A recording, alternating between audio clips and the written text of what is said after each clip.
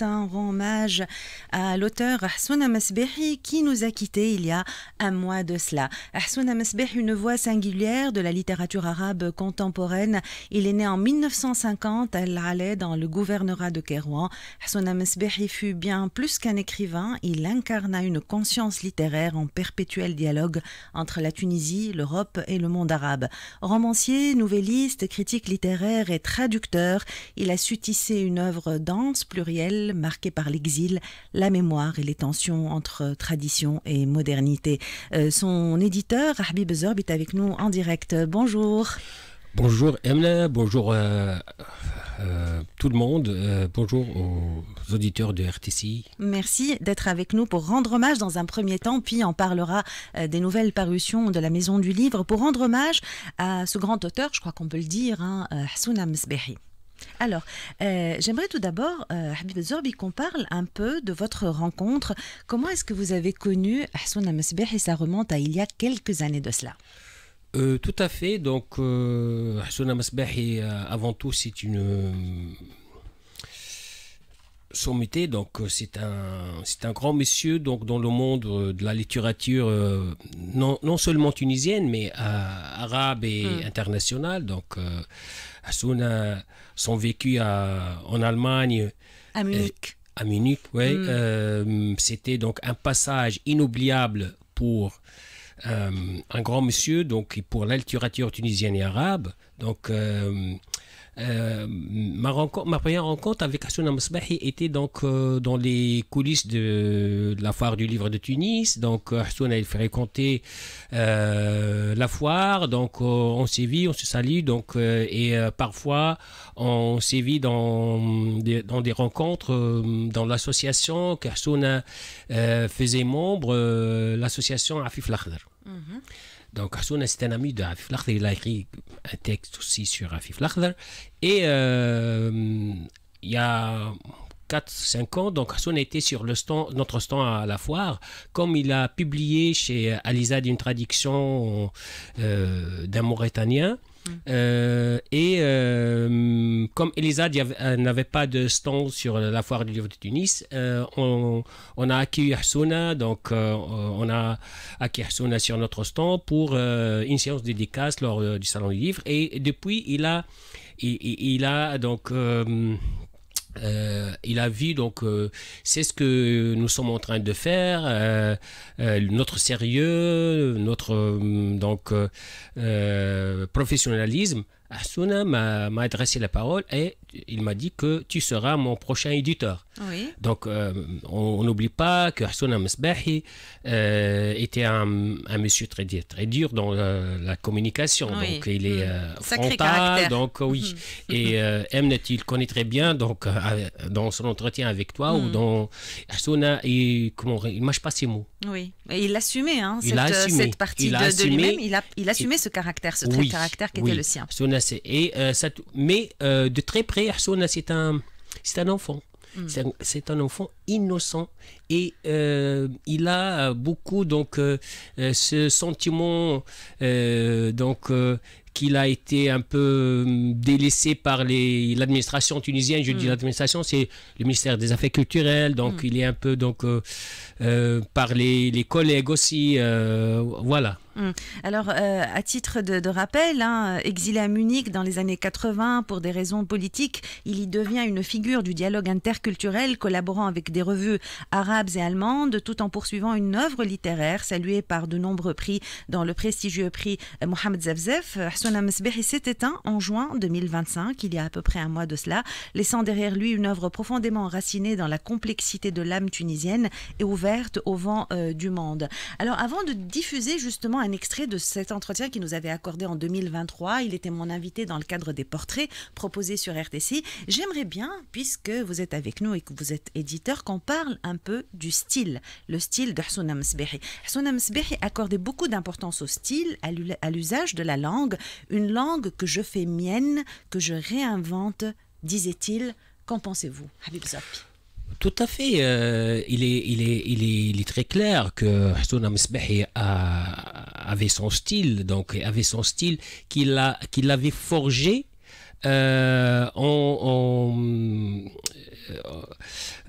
comment dirais-je, en changeant avec le milieu rural, donc là où il était, donc à l'Ala spécialement. Oui. Donc Hassouna, il fréquentait le souk.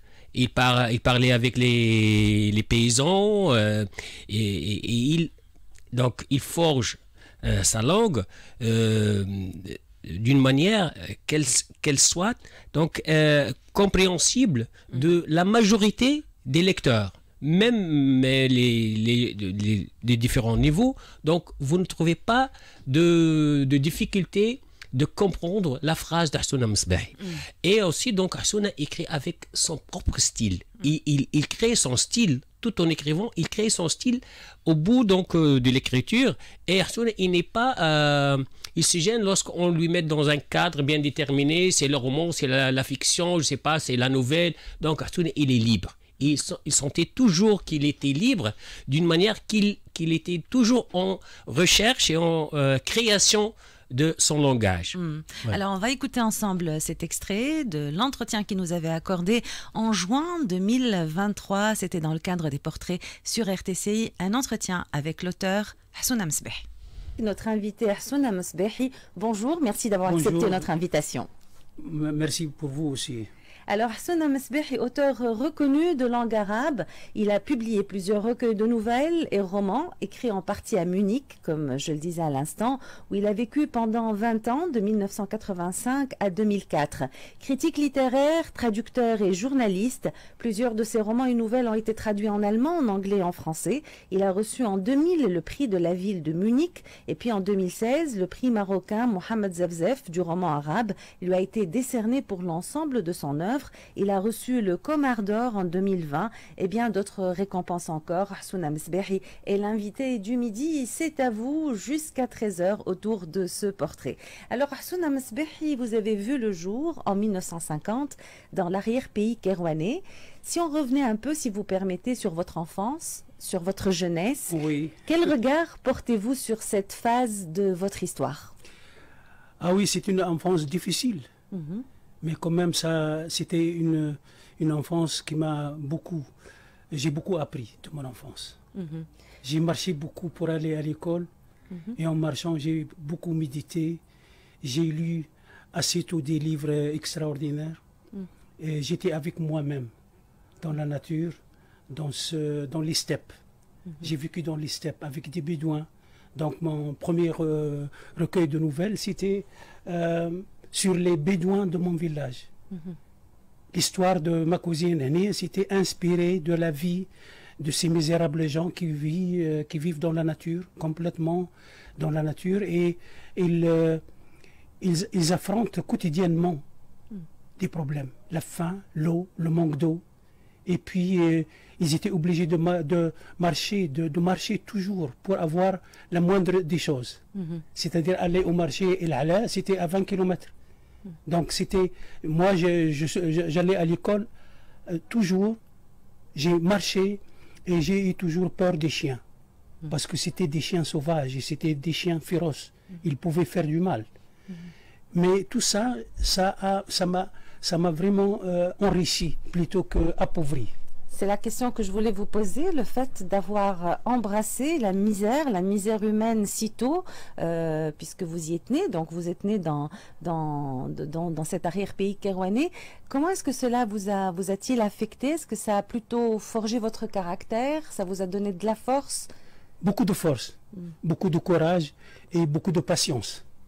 Parce que marcher dans le froid ou sous la pluie et dans la chaleur, 20 km, enfant de 12, 13 ans, 14 ans, on apprend beaucoup de choses, ou bien on se détruit, ou bien on devient fort.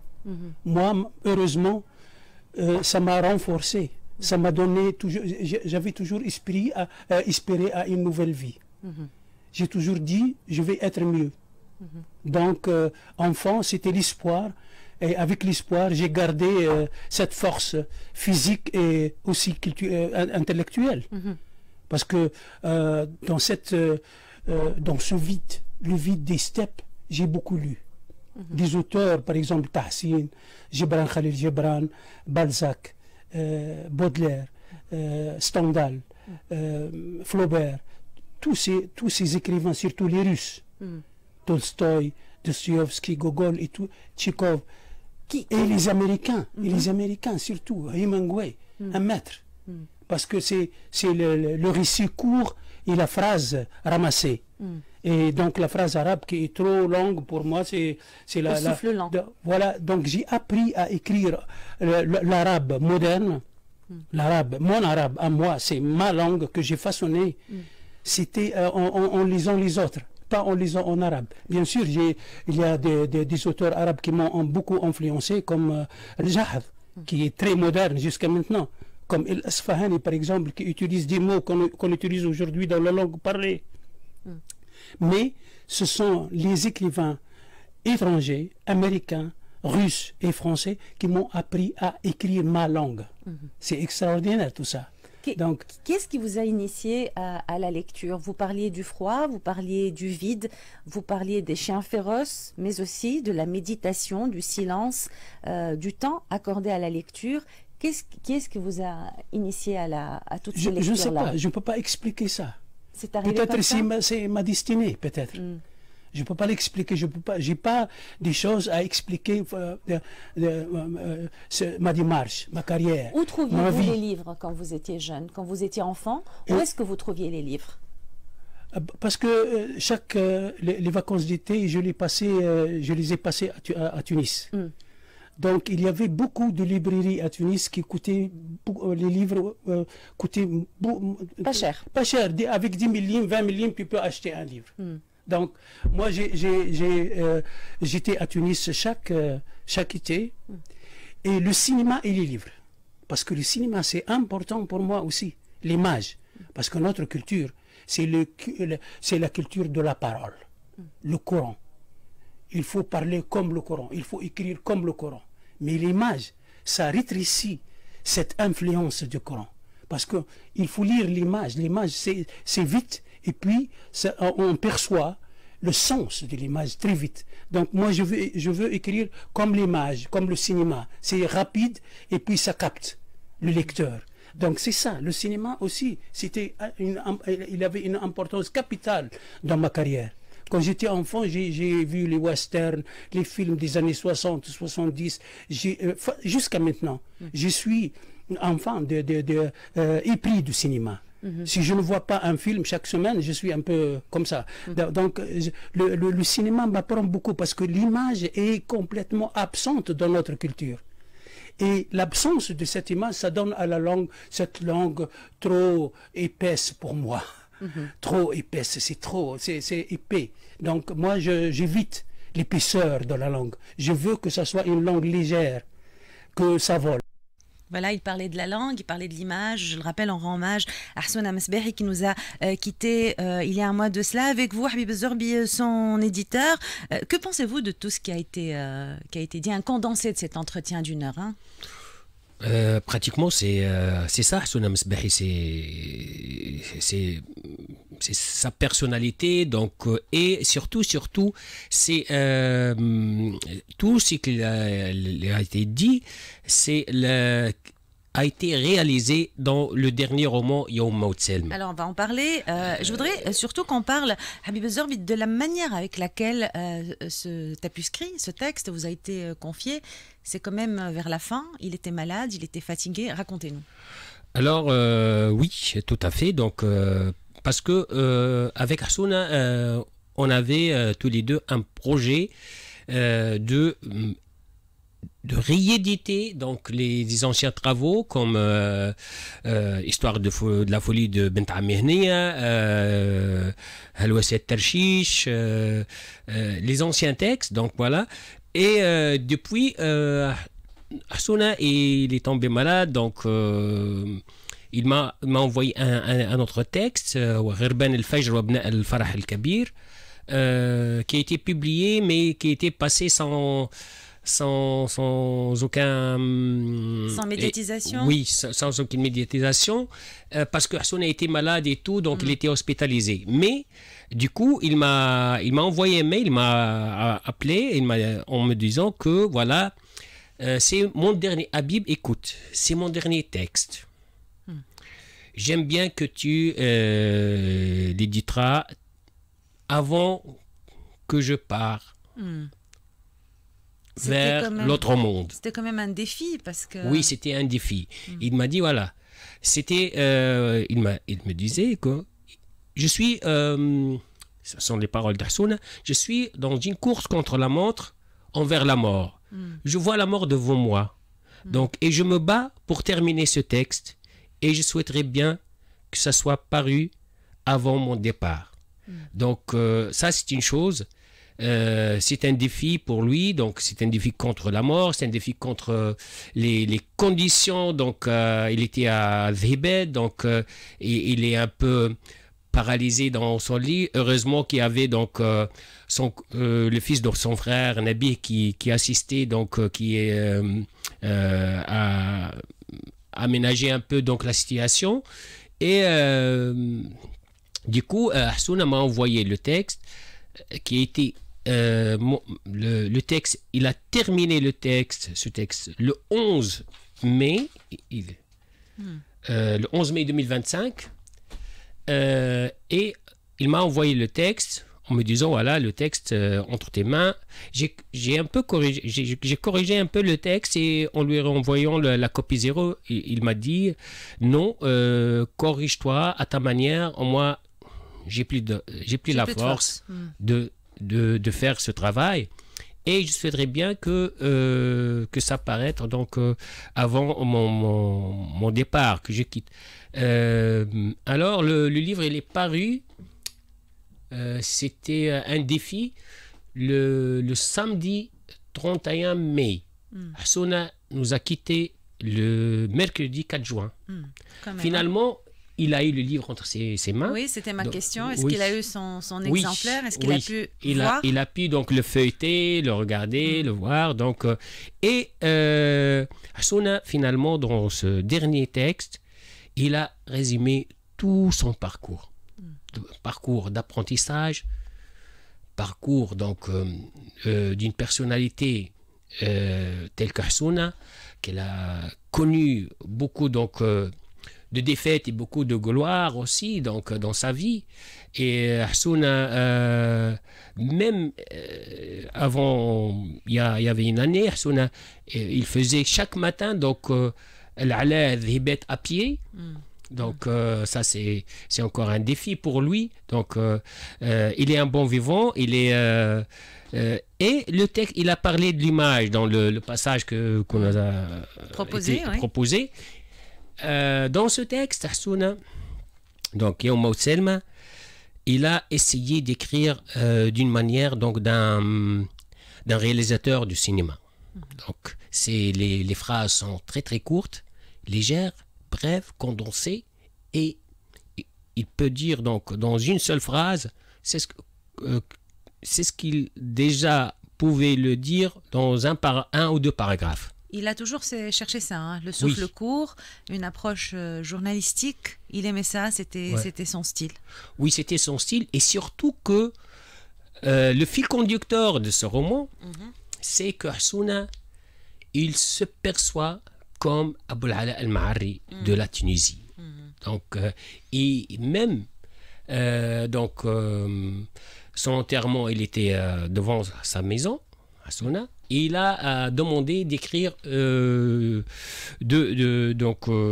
la poésie d'Al-Ma'arri sur sa tombe, donc dans sa maison à Zahar al-Barri. Son épitaphe. Oui. Alors, est-ce que ce texte, pour finir, est-ce que ce texte est différent de tout ce qu'a écrit Hassouna Msbehi jusque-là, ce dernier texte qu'il vous a confié? C'est pas différent, mais Hassouna, dans ce texte, il a mis beaucoup de défis.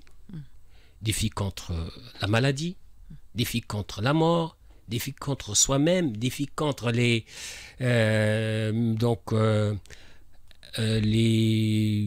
comment on dit, donc les hommes de la culture, hommes et femmes de la culture en Tunisie, donc l'ingratitude de la culture tunisienne envers Hassouna Msbehi. Hassouna, donc il a essayé d'être finalement Abou Ala al-Ma'arri de la Tunisie.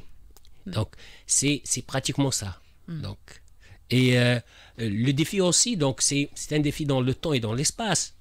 Yom Selma, ce roman, tous les événements se déroulent de l'aube jusqu'au soir, donc de la journée, même pas 24 heures.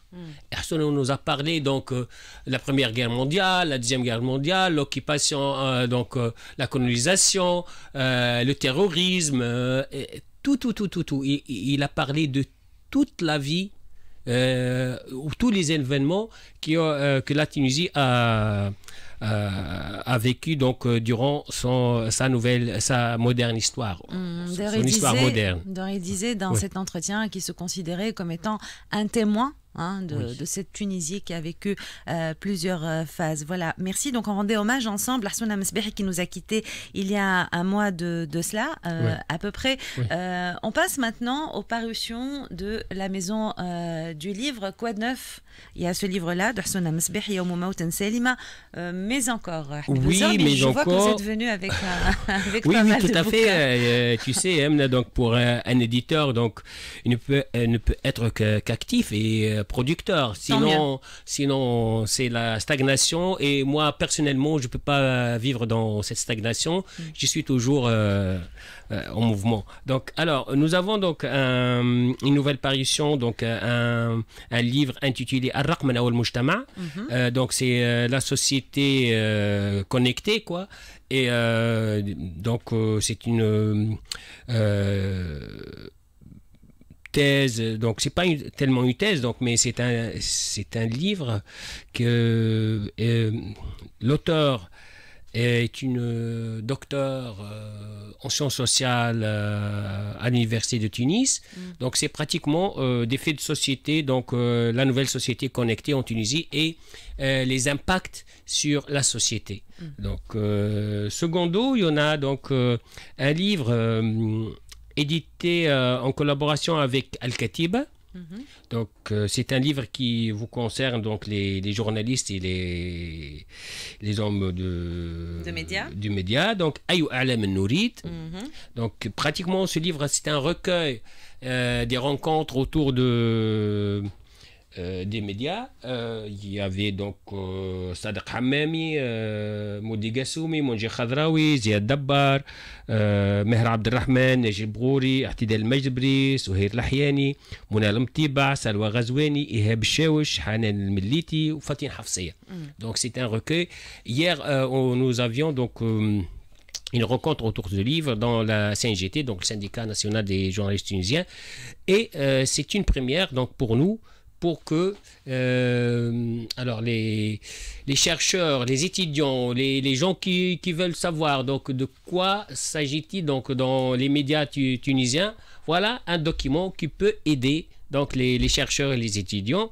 Et le dernier livre, donc c'est toujours dans le soutien de la Palestine. Je ne dis pas de la cause palestinienne, de la Palestine. C'est une femme de théâtre, donc docteur en théâtre. Elle était étudiante ici à Tunis. Dhia Al-Barghouthi, donc pièce de théâtre.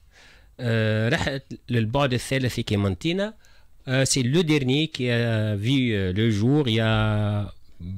C'était le 8, le 7 juillet. C'est tout chaud. Oui, c'est tout chaud. Voilà.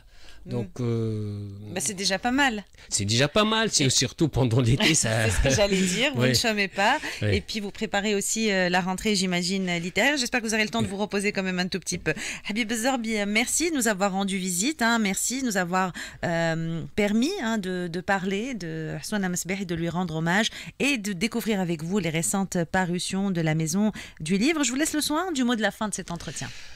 Encore une fois, merci Emna, merci parce que c'est sans les médias, on ne peut pas avancer. Moi, comme éditeur, je trouve toujours mon refuge avec vous ou avec d'autres de vos collègues, donc pour parler du livre et surtout, il faut parler du livre dans les médias.